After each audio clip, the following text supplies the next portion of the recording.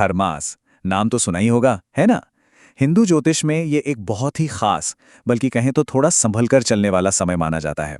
तो आज हम यही देखने वाले हैं कि 2026 में इस खरमास का क्या हिसाब किताब रहने वाला है। और हाँ, ये सारी जानकारी एक ज्योतिषीय सोर्स पर आधारित है। चलिए शुरू करते हैं। तो सवाल ये उठता है कि क्या सच में पूरा का पूरा एक महीना अशुभ हो सकता है? मतलब सुनने में थोड़ा अजीब लगता है, राइट? पर ज्योतिष की माने तो इसका जवाब है हाँ, बिल्कुल। और इसी कॉन्सेप्ट को हम खरमास के नाम से जानते हैं। चलिए समझते हैं कि आखिर इसके पीछे लॉजिक क्या है। तो ये खरमास है क्या भला? देखिए, सीधी सी बात है, ये एक एस्ट्रोनॉमिकल इवेंट है। होता क्या है कि जब सूरज, जो कि सारी एनर्जी का सोर्स है, मीन राशि में जाता है ना, जिसे गोचर भी कहते हैं, तो ज्योतिष में ऐसा मानते हैं कि उसकी पावर, उसकी एनर्जी थोड़ी डिम हो जाती है, थोड़ी कमजोर पड़ जाती है। और बस इसीलिए इस एक महीने के टाइम को किसी भी नए या शुभ काम के लिए, मतलब मांगलिक कार्यों के लिए, बहुत अच्छा नहीं गिना जाता।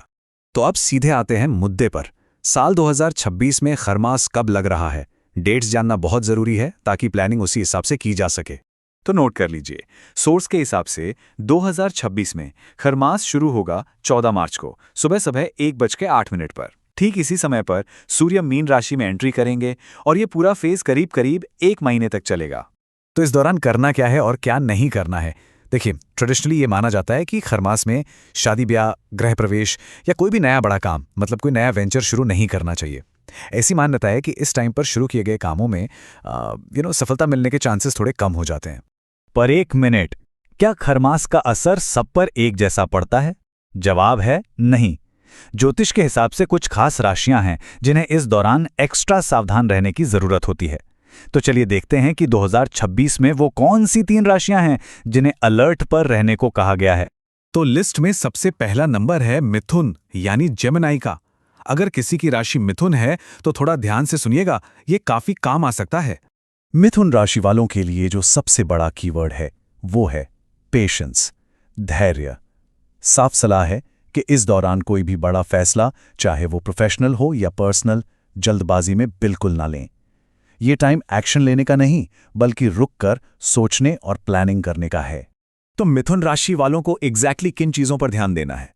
पहली बात, कोई नया काम शुरू करने से बचें, क्योंकि इससे स्ट्रेस बढ़ सकता है। करियर को लेकर भी थोड़ी चिंताएं या कंफ्यूजन हो सकती है। बिजनेस में भी अप्स एंड डाउन्स देखने को मिल सकते हैं। और हाँ, एक और जरूरी बात, अगर कोई बड़ी लग्जरी आइटम खरीदने का प्लान है तो उसे कुछ टाइम के लिए टाल देना ही बेहतर होगा। चलिए अब आगे बढ़ते हैं और बात करते हैं अगली राशि की, जो है तुला, यानी लिब्रा। सोर्स की माने तो तुला राशि वालों के लिए ये खरमास का टाइम थोड़ी चुनौतियां ला सकता है। तुला राशि वालों के लिए इस समय का फंडा है बैलेंस, संतुलन। चाहे वो मेंटल पीस हो, पैसों का मामला हो या फिर हेल्थ, इन तीनों एरियाज में बैलेंस बनाकर चलना बहुत बहुत जरूरी होगा। तो करना क्या है? सबसे पहले मेंटल स्ट्रेस को मैनेज करना सीखना होगा। फालतू के खर्चों पर कंट्रोल करना बहुत जरूरी है। किसी पर भी आंख बंद करके भरोसा करने से बचें, ये बहुत जरूरी है।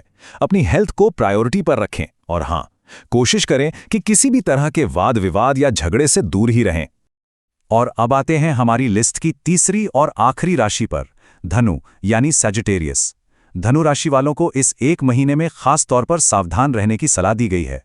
धनु राशि वालों के लिए सबसे जरूरी टिप है जल्दबाजी से बचना। हेस्ट मेक्स वेस्ट वाली कहावत याद रखिएगा। चाहे जॉब हो, बिजनेस हो या पर्सनल लाइफ, हर स्टेप बहुत सोच समझ कर लेना होगा। इतना ही नहीं, ट्रैवल करते समय भी एक्स्ट्रा केयरफुल रहने को कहा गया है। देखिए, वर्क प्लेस पर कुछ चैलेंजेस आ सकते हैं, तो पेशेंस से काम लेना होगा। जो स्टूडेंट्स हैं उनका पढ़ाई से थोड़ा ध्यान भटक सकता है, तो फोकस बनाए रखना होगा। गाड़ी वगैरह चलाते समय बहुत सावधान रहें और अपनी हेल्थ को तो बिल्कुल भी हल्के में ना ले।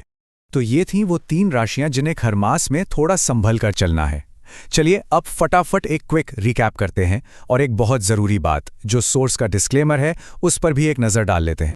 तो एक नज़र में देखें तो मिथुन राशि वालों को ध्यान देना है करियर और नए वेंचर्स पर। तुला राशि वालों के लिए की एरिया है मेंटल स्ट्रेस और फाइनेंस। और धनु राशि वालों को जल्दबाजी और अपनी पर्सनल सेफ्टी पर फोकस करना है।